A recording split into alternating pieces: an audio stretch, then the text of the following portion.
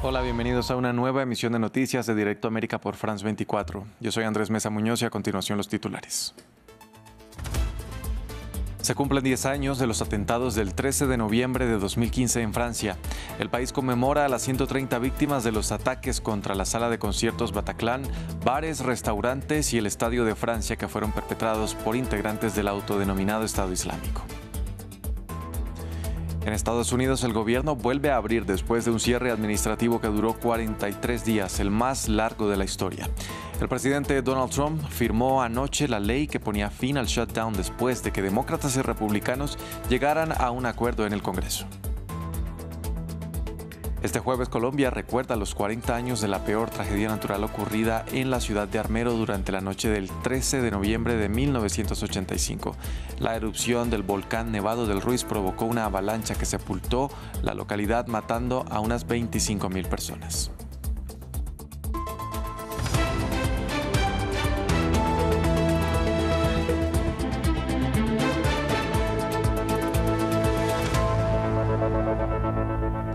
Vamos a iniciar en Francia, donde hoy se conmemora a las 132 víctimas de los atentados del 13 de noviembre de 2015 en París, que hoy cumplen 10 años, los más mortíferos en la historia del país desde la Segunda Guerra Mundial y que fueron perpetrados por miembros del autodenominado Estado Islámico que irrumpieron en la sala de conciertos Bataclan, en bares y restaurantes y también a las afueras del Estadio de Francia, donde jugaba la selección. Vamos a conectar a esta hora con nuestra periodista en París, Erika Olavarría. Erika, muy buenos días. Cuéntenos cómo terminó esta primera parte de los homenajes y qué sigue en la agenda. Sí, Andrés, bueno, está terminando de hecho porque el presidente Emmanuel Macron y la alcaldesa de París están saludando a cada uno de los familiares de las víctimas aquí en la sala de conciertos Bataclan. Recordemos que cada año es el mismo homenaje, se hace de manera cronológica como se vivió ese 13 de noviembre del año 2015. Todo un grupo de autoridades, esta vez excepcionalmente porque son los 10 años, con la presencia del presidente Emmanuel Macron, pero si no otros años la alcaldesa de París y el primer ministro recorren los sitios, el Stade de France, donde comenzó todo, luego las terrazas y los bares para terminar aquí donde hubo la mayor cantidad de fallecidos, 90 personas, lo hemos reiterado varias veces en este día, que fallecieron también después víctimas de suicidio. Y son ceremonias muy sobrias con la lectura de los nombres de los fallecidos, que recordemos están en unas placas, luego las ofrendas florales por parte del presidente, la alcaldesa y las dos asociaciones de víctimas y finalmente un minuto de silencio. Como este año es el aniversario número 10, es un momento importante, se ha previsto todo un acto al lado de la alcaldía de París donde va a ser inaugurado un jardín memorial, decía uno de los presidentes de las asociaciones de víctimas que hoy deja de funcionar, que bueno, ahora este jardín tomaba en cierta forma el relevo, un jardín que va a estar abierto las 24 horas del día para justamente ir en contra, decía este mismo líder de esta asociación, de lo que querían los terroristas, que la gente se replegara sobre sí misma, se encerrara, pues ahí estará el espíritu de lo que fue la sala de conciertos Bataclan. Habrá un acto muy importante, simbólico, pero también grandioso, que será dirigido por uno de las dos personas que hicieron también la ceremonia de inauguración de los Juegos Olímpicos, con muchos símbolos y mucha música. Erika, muchas gracias por este reporte. Vamos a estar al tanto entonces del resto de los homenajes. La noche del 13 de noviembre de 2015, 3 comandos terroristas atacaron la capital francesa en una operación sin precedentes, embates suicidas, tiroteos indiscriminados y toma de rehenes. El resultado, más de 130 personas muertas y cientos de heridas. Repasemos lo ocurrido aquella noche en el siguiente informe. Un instant, il y a une bombe, elle explosé. Wow, on dirait du Stade de France. Oh là là. Deuxième explosion au Stade de France. Deuxième explosion, courez. Barrez-vous. Il y a des attentats. Explosiones en las inmediaciones del Stade de France, 3 en total, a partir de las 9:17 de la noche. Los momentos de horror acababan de comenzar. François Hollande asistía al partido amistoso entre Francia y Alemania y fue evacuado. Entonces se descubrió la situación en París. Los distritos 10 y 11 de la capital fueron blanco de ataques, tiroteos indiscriminados en terrazas de cafés y restaurantes, como en Le Petit Cambodge y Le Carillon, en la calle Alibert. En ese momento veo un vehículo con un tipo encapuchado de negro que disparaba así. J'ai directement crié. La misma escena se repitió unos minutos más tarde en el bar La Bonne Bière y luego en la Belle Équipe. Decenas de clientes y transeúntes fueron arrollados, pero la operación más grave aún no había comenzado. A las 9:49, mientras 1.500 personas asistían a un concierto de rock en la sala Bataclan, 3 asaltantes irrumpieron y abrieron fuego. Un periodista del diario Le Monde, vecino del lugar, grabó esta escena surrealista. Algunos espectadores intentaron huir por una puerta trasera, otros se colgaron de las ventanas. En el interior, muchos se escondieron en habitaciones pequeñas. Luego, 2 policías de la Brigada Anticriminalidad, los primeros en llegar al lugar, entraron y abatieron a uno de los terroristas en la planta baja. Recibieron disparos de los otros 2, atrincherados en la planta superior con rehenes. Los policías de la Brigada de Búsqueda e Intervención y el RAID tomaron el relevo. Una vez asegurada la planta baja, los sobrevivientes salieron, con el rostro aturdido, a veces ensangrentados, en estado de shock. Lo vi disparar contra la multitud, lo vi disparar contra personas que estaban en el suelo, y eso no es algo que uno quiera ver en la vida. Estábamos apilados los unos sobre los otros, acurrucados, escuchando los disparos de las Kalashnikov, como si estuvieran torturando a la gente. La gente sufría porque les estaban disparando. Era una carnicería, una masacre, había muertos por todas partes. El reloj avanza. Cerca de la medianoche, el presidente François Hollande, serio y visiblemente emocionado, se dirigió a su pueblo. Queridos compatriotas, en estos momentos en que me dirijo a ustedes, se están produciendo atentados terroristas de una magnitud sin precedentes en el área metropolitana de París. Hay varias decenas de muertos, muchos heridos. Es una atrocidad. Poco antes de las 12:30, separados de los rehenes y los terroristas por una puerta, y tras intentar negociar durante mucho tiempo, los policías de la Brigada de Búsqueda e Intervención lanzaron un asalto. Hacia las 12:18 nos dimos cuenta de que había que darse prisa porque se estaban poniendo muy nerviosos, amenazaban con detonar las bombas, así que pasamos al ataque. El primer equipo abrió la puerta y nos encontramos frente a una veintena de rehenes aterrorizados, con los 2 terroristas detrás que abrieron fuego inmediatamente. En un momento dado el escudo cayó hacia adelante, ya que llegábamos a una especie de escalera. Los 2 primeros del equipo vieron una sombra a la que dispararon y casi simultáneamente se produjo una explosión. Los 2 terroristas habían muerto. Eran las 12:21 de la noche. La operación había terminado. Fue el final de 3 horas sangrientas. París y Francia nunca habían sido atacadas de esta manera. Cambiamos de tema, pasamos a Estados Unidos, donde Donald Trump firmó la ley que puso fin al llamado shutdown horas después de que el Congreso aprobara el miércoles el paquete de ley de presupuesto que pone fin al cierre federal más largo en la historia del país. Tras una votación en la Cámara de Representantes, la mayoría republicana dio luz verde a un plan de gastos previamente votado por el Senado con el respaldo de 8 senadores demócratas. Una firma que pone fin al cierre de gobierno federal o shutdown más largo de la historia de Estados Unidos. 43 días por los que el presidente Donald Trump responsabilizó a los demócratas. Hoy enviamos un mensaje claro, jamás cederemos ante la extorsión porque eso fue precisamente lo que ocurrió. Así que solo quiero decirle al pueblo estadounidense, no olviden esto cuando lleguen las elecciones de mitad de mandato y demás. No olviden lo que han hecho a nuestro país.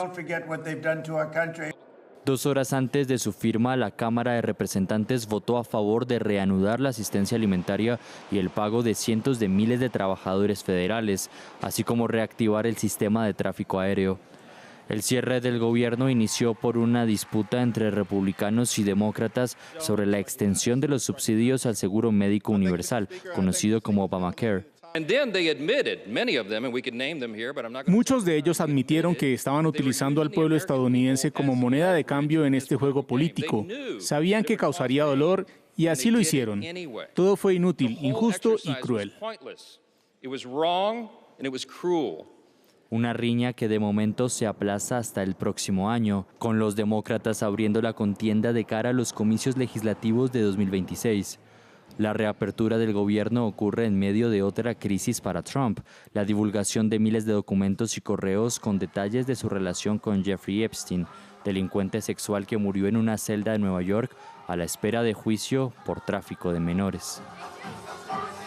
Sigue la escalada verbal entre China y Japón después de los comentarios de la primera ministra japonesa Sanae Takaichi, quien dijo que un ataque del gigante asiático contra Taiwán podría desencadenar una respuesta militar de Tokio. El gobierno chino hizo un llamado a la mandataria para que se retracte de dichas declaraciones que calificó de atroces.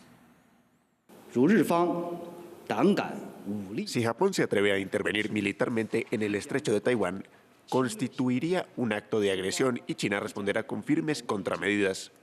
China ejercerá con firmeza su derecho a la legítima defensa en virtud de la Carta de las Naciones Unidas y el derecho internacional, y salvaguardará resueltamente su soberanía nacional e integridad territorial. Instamos encarecidamente a Japón a reflexionar profundamente sobre sus crímenes históricos y a cesar de inmediato su injerencia en los asuntos internos de China. En Chile, la campaña para las elecciones presidenciales de este domingo está en su recta final, con mucha incertidumbre sobre quiénes serían los dos candidatos que podrían ir al balotaje del lado de la derecha y de la extrema derecha. La ampliación la tiene nuestro enviado especial, Martín Gripo.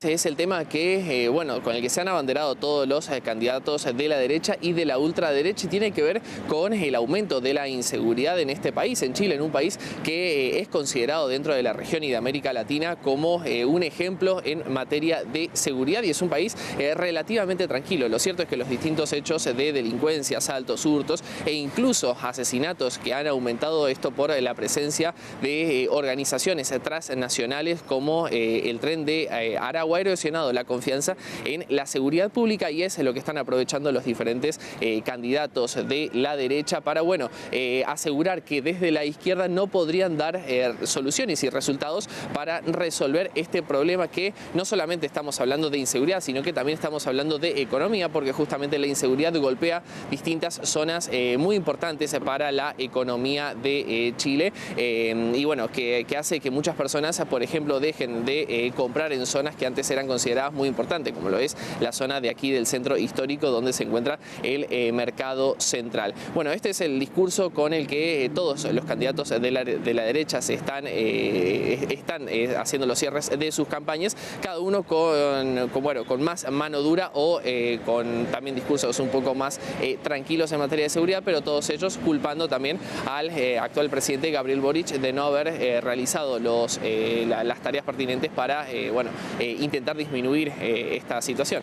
Colombia conmemora el aniversario de la tragedia de Armero, luego de 40 años de la avalancha que sepultó un pueblo entero, dejando alrededor de 25.000 fallecidos. Las víctimas del desastre persisten en la búsqueda de sus familiares desaparecidos y reclaman que el Estado colombiano asuma la responsabilidad por lo ocurrido.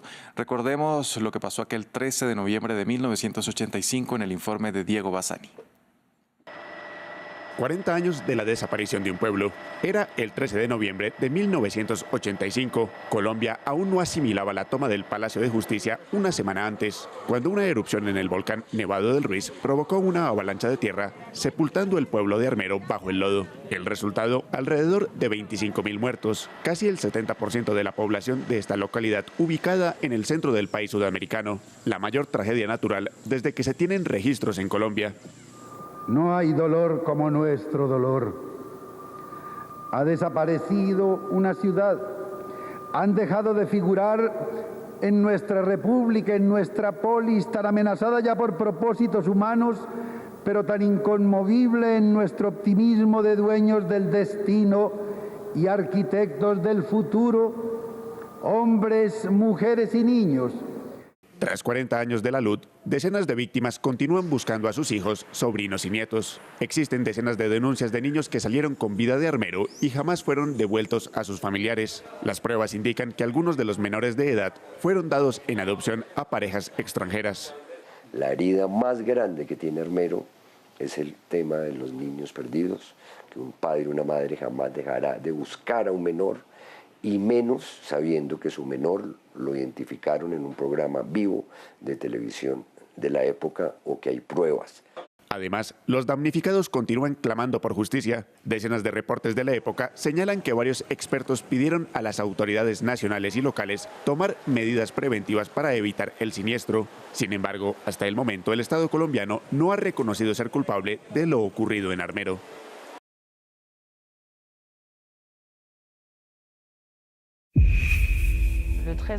El 13 de noviembre estaba en el foso del Bataclan. El concierto empieza y llega un momento en el que hay ruidos como de petardos. Hay tiros, recargas, tiros, recargas. Había muchos periodistas de France 24 que estábamos, como yo, por casualidad en los lugares de los ataques. En ese momento llamé a la redacción diciendo, algo muy grave está pasando, no sé qué pasa, pero hay muertos. Segunda explosión en el estadio de Francia. Corran, hay atentados. Ahí me encontré en tierra de nadie con policías que bloqueaban cada calle. Todo el mundo se miraba, todo el mundo intentaba comprender. Es la consternación, el caos. Es la imagen de la guerra que invade la calle con su sufrimiento. Confieso que por primera vez en mi vida puse mi cámara en el suelo. En fin, no hay palabras en ese momento. Solo escuchar. 10 años después del 13 de noviembre, vivamos juntos la ceremonia con France 24. Encuentre estos testimonios completos en nuestras redes sociales.